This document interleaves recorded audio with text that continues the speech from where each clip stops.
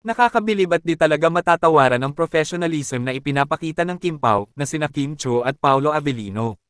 Sa naging recent showbiz update mula sa mga veteran showbiz insiders at columnist na si Ripam Aloy at Dondon Sermino sa Abante Radyo, ay hangang-hanga nga sila kina Kimi at Daddy Paolo, pati na rin sa mga Kim Pao fans.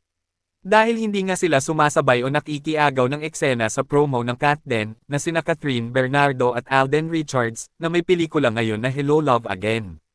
Na kahit ongoing nga ang shooting ng Kim Pao para sa kanilang movie, na My Love Will Make You Disappear, ay hindi sila basta-basta nagpo-post ng mga updates o ng kanilang mga sweet moments sa set bilang respeto sa promo o sa movie ng Katden. Narito at pakinggan ang mga detalye. Alam mo, nakakabilib ha. Ito, sabihin ko lang, bumibilib ako kay Kim Chiu at kay Paolo Avellino at bumibilib din naman ako sa kanilang team, ano.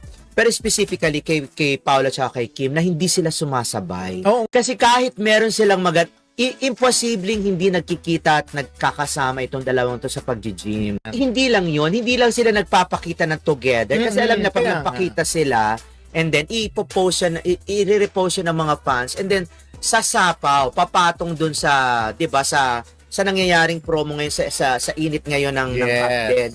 So sila binibigay nila ito muna.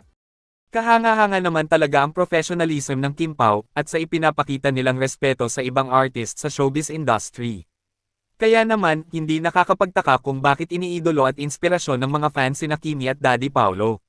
Dahil bukod nga sa napakagaling at napaka-talented na mga artist sina Kim at Paolo, ay napakabuti nga rin ng kanilang mga puso. Kayo, anong masasabi nyo tungkol dito? Just comment down below.